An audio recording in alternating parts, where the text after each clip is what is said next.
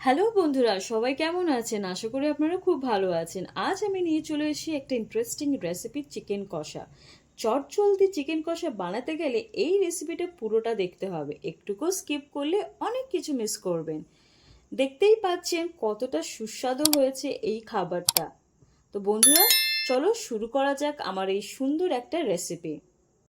মাংস দোকান থেকে যতটুকুই মাংস কেনেন না কেন, সেটা যেন একটা মুরগিই হয়, তাহলে সব মাংস সমানভাবে সিদ্ধ হবে। এখানে আমি 800 গ্রাম মাংস ভালো করে ধুয়ে নিয়েছি। এবার এর মধ্যে দিয়ে দিলাম অর্ধেকটা পাতিলেবুর রস, পরিমাণ মতন লবণ আর সামান্য সর্ষের তেল। এইবার এগুলোকে একসাথে মাখিয়ে নেব।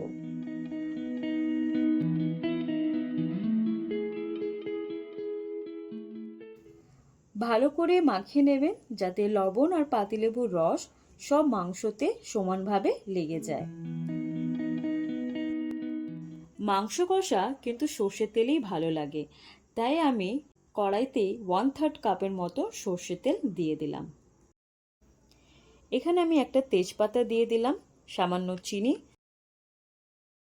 ছোট ছোট দারচিনি, দুটো লবঙ্গ আর দুটো ছোট এলাচ।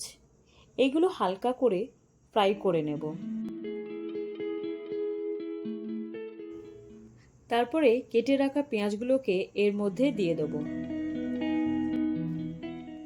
এখানে আমি 4টি মিডিয়াম সাইজের পেঁয়াজ ব্যবহার করেছি। আর আগে যে চিনিটা দিয়েছিলাম ওটা কিন্তু অপশনাল, চিকেনে কালার আনার জন্য আমি দিয়েছিলাম। আপনারা চাইলে এটাকে স্কিপ করতে পারেন।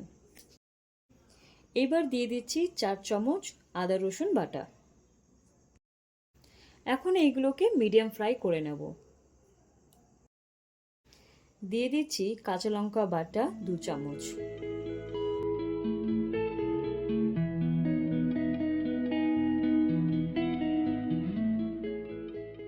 হলুদ গুঁড়ো 1/2 চামচ, ধনের গুঁড়ো 2 চামচ, জিরে গুঁড়ো 2 চামচ। এইবার এইগুলোকে পেঁয়াজের সাথে ভালো করে মাখিয়ে নিয়ে তার মধ্যে মিডিয়াম সাইজের কেটে রাখা টমেটো দিয়ে দিলাম।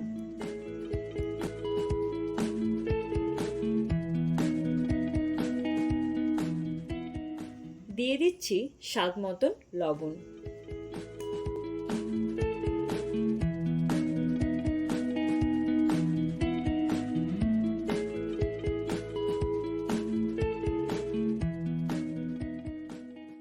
দিয়ে দিচ্ছি 2 চামচের মতন চিকেন মশলা এভারেস্টে, এটা খুব ভালো ফ্লেভার নিয়ে আসে।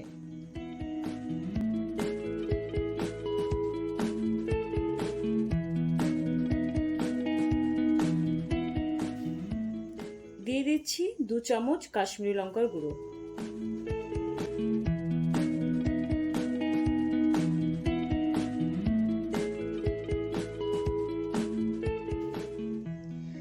এখন আমি সামান্য জল দিয়ে মশলাটাকে কষিয়ে নেব।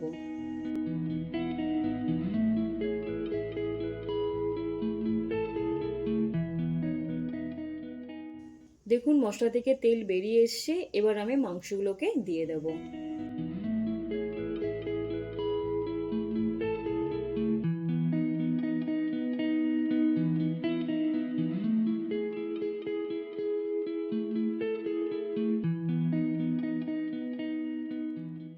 এইবার মশলার সাথে মাংসগুলো ভালোভাবে কষিয়ে নেব যতক্ষণ না মাংস থেকে জল বেরিয়ে আসছে।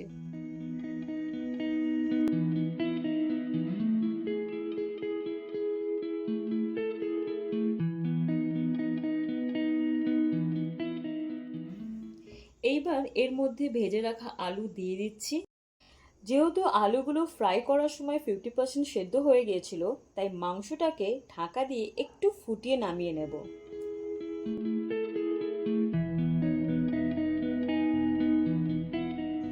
এখন আমার মাংস সেদ্ধ হয়ে গেছে আর আলুও সেদ্ধ হয়ে গেছে। তো চলো পরিবেশন করার জন্য রেডি। দেখতে পাচ্ছেন বন্ধুরা, মাংসটা কত সুন্দর কালার এসছে, গ্রেভিটাও থকথকে হয়েছে। যদি আমার এই রেসিপিটা আপনাদের ভালো লেগে থাকে তাহলে অতি অবশ্যই কমেন্টে আমাকে নিশ্চয়ই জানাবেন, আর লাইক শেয়ার সাবস্ক্রাইব করে আমার পাশে থাকবেন। আবার দেখা হবে আপনাদের সাথে আরেকটা নতুন রেসিপি নিয়ে। Till then, bye by.